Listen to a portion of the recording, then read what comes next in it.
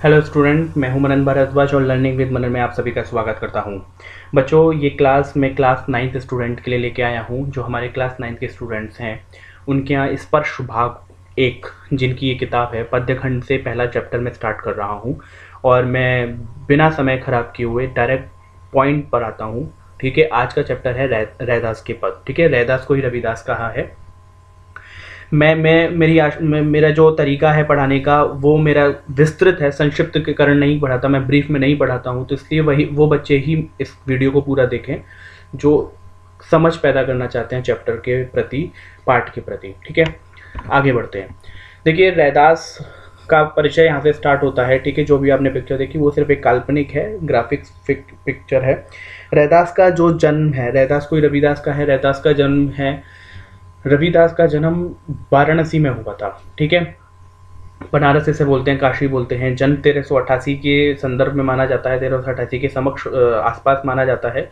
और निर्वाण माने मृत्यु, जो उनको मोक्ष प्राप्त हुई, जो इनकी जीवन लीला समाप्त हुई 1518 में। ठीक है, बनारस में आज भी इनका एक बड़ा मंदिर है, प्रसिद्ध मंदिर है। ठीक, आगे बढ़ते हैं। कबीर के समान रैदास भी संत कोटि के कवि हैं। ठीक है, कबीर आपने क्लास 8 में पढ़ा होगा। ठीक है, और अगर आप जानते हैं कबीर की दोहे का कितने महान एक तरीके से संत समाज सुधारक के तौर पर प्रस्तुत किया गया कबीर को। ठीक है, और कबीर हैं भी, तो कबीर के समान ही रैदास जी हैं, संत कोटि के कवि हैं, संत के समान हैं, मतलब संत हैं एक तरीके से। ठीक है, मूर्ति पूजा, तीर्थ यात्रा जैसे कर्म कांड में इन्होंने विश्वास नहीं किया। ठीक है, एक तरीके से मूर्ति पूजा नहीं मानते, मानवता की बात करते थे, ह्यूमैनिटी की बात करते थे। कबीर भी ह्यूमैनिटी की बात करते थे।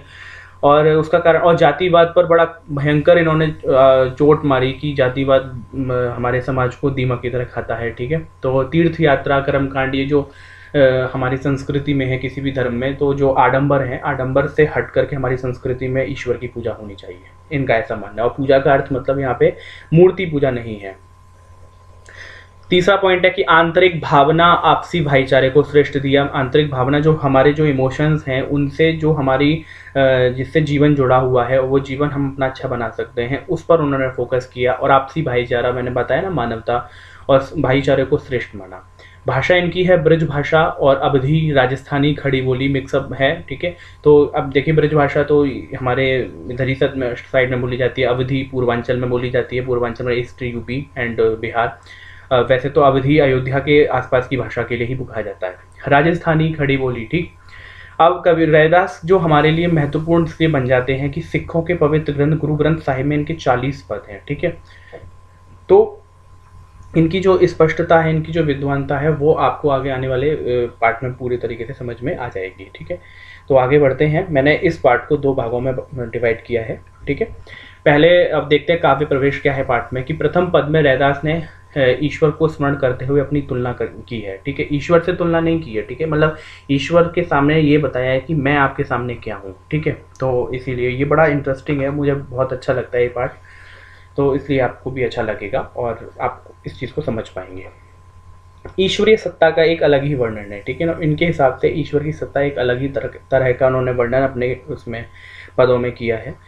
द्वितीय पद है, असल में क्या है कि प्रस्तुत पाठ में 2 पद दिए हुए हैं। तो प्रथम पद मैंने आपको बताया, उसमें रैदास ने ईश्वर को स्मरण करते हुए अपनी तुलना की, और दूसरा पद जो है ईश्वर की उदारता की बात की है, दया और समभाव का वर्णन किया है। ठीक है, वो मैं आपको बाद में वीडियो दूंगा। ठीक है, तो मैं कुछ अलग तरीके से पढ़ाने का प्रयास करूंगा, आशा करता हूं आपको पसंद आएगा। शुरुआत करते हैं प्रथम पद की। अब कैसे छूटे राम नाम रट लागी, प्रभु जी तुम चंदन हम पानी, जाकी अंग अंग पास समानी। ऐसा इस पे भजन भी बने हुए हैं, लेकिन हम इसको समझते हैं कि अब कैसे छूटे राम नाम रट लागी।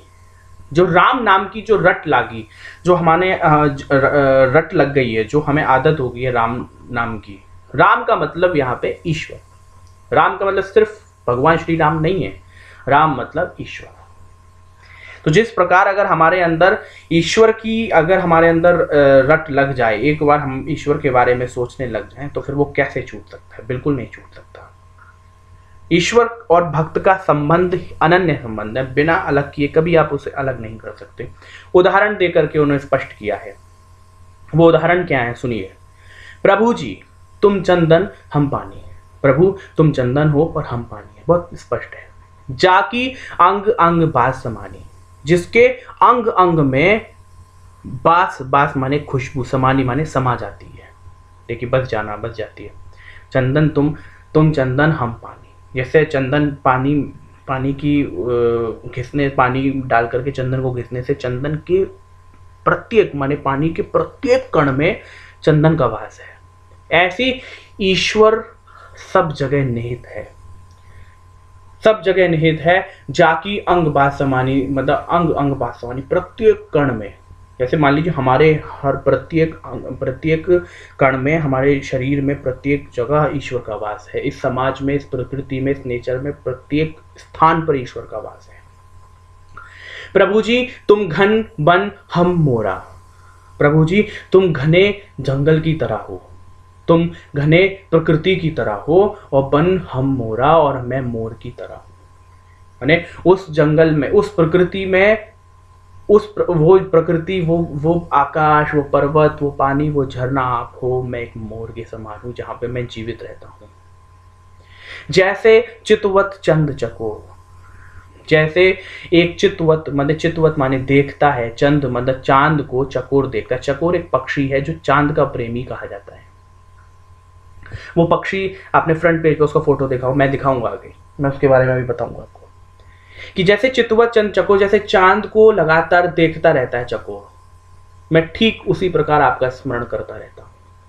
प्रभु जी तुम दीपक हम बाती, प्रभु जी तुम दीपक हो अगर, तो मैं बाती हूं। दीपक का बत्ती जो होता है ना, बाती, उस बत्ती के बिना, उस बाती के बिना दीपक जल कैसे सकता है। तुम दीपक के प्रकाश हो, तुम दीपक हो, मैं उस दीपक में छोटा सा एक बाती हूं।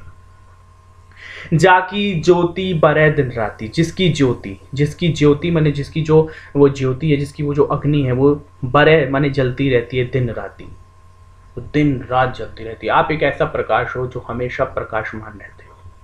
अब मैं आपको चकोर के बारे में बताऊंगा। चकोर को हिंदी में तो चकोर ही कहते हैं, लेकिन जो इसका जो साइंटिफिक नेम है उसे इस इंग्लिश में आप ये बोलते हैं हम लोग चुकुर, ठीक है। तो ये जो है ना इलेक्ट्रिस चुकर कहलाता है, इसका साइंटिफिक नेम है इलेक्ट्रिस चुकर, ठीक है। और ये फेसेंट फैमिली का है। फेसेंट माने होता है तीतर, ठीक है। और इसके नाम भी हैं अलग अलग, ठीक है। रॉक पैट्रीज, इंडियन हिल पैट्रीज, ये सब वैसे तो अफगानिस्तान, कजाकिस्तान में पाया जाता है। और एक नॉलेजेबल बात है, हमारे लिए है या नहीं है, लेकिन फिर भी हमें जानकारी होनी चाहिए, पाकिस्तान का नेशनल बर्ड है ये, ठीक है, चकोर। क्योंकि पाकिस्तान में आपने देखा हो ना, चांद पर आधारित वो उनका जो भी इस्लाम की जो भी त्यौहार होते हैं वो चांद पर आधारित होते हैं, ठीक है। वो चांद के हिसाब से उनके सारे त्यौहार डिसाइड होते हैं, इसीलिए ये चांद का प्रेमी है, पाकिस्तान का नेशनल बर्ड इस आधार पर है वहाँ पे। इसका फोटो ये देख सकते हैं, ठीक है, ये है। और ये तीतर प्रजाति का है, प्रेजेंट फैमिली है ना, फिजेंट फैमिली का है ये, ठीक है। इसके नाम और भी हैं, ठीक है। वैसे तो चुकर इसे इंग्लिश में बोल देते हैं, तो एक्ट्रिस चुकर चकोर, ठीक है। मैंने ये सब इसलिए बताने का प्रयास कर रहा हूँ क्योंकि होता क्या है कि हम क्लास में जब पढ़ते हैं या फिर हम कभी भी कहीं पढ़ते हैं तो ये सारी चीज़ ऐसे करके टीचर बोल देता है, देखो एक चकोर एक जीव होता है। अब आप कभी ना गूगल करोगे ना आप जानोगे, तो इसलिए मैंने ऑन द स्पॉट यहाँ पे रख दिया है। आशा करता हूँ आपको अच्छा लग रहा होगा।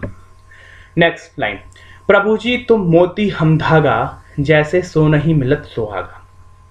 प्रभु जी तुम मोती हो और हम धागा, मतलब मोती और धागे का संबंध अब मुझे लगता तो नहीं है कि आपको बताने की आवश्यकता है, ठीक है। मोती की माला है, बिना धागे के क्या संभव है माला बनना? नहीं।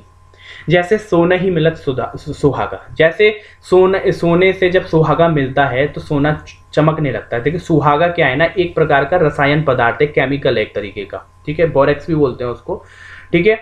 सोने को चमकाने के लिए प्रयोग किए जाने वाला पदार्थ होता है। जैसे सोने को साफ करते हैं, धातु सोना ही नहीं, वैसे सोने ज़्यादा साफ हो जाता है सुहागा से, ऐसे तो और भी धातुएं साफ की जाती हैं, लेकिन सोने के बारे में विशेष संदर्भ है। आपने सुना होगा सोने पे सुहागा, तो वो सोने पे सुहागा आपने कभी नहीं, मतलब कभी आप जानने की इच्छा नहीं रखते होंगे सुहागा आखिर है क्या। तो सोना एक तरीके का पदार्थ है जो सोने को सुसज्जित माने और अच्छा चमकाने का वो रखता है, ठीक है।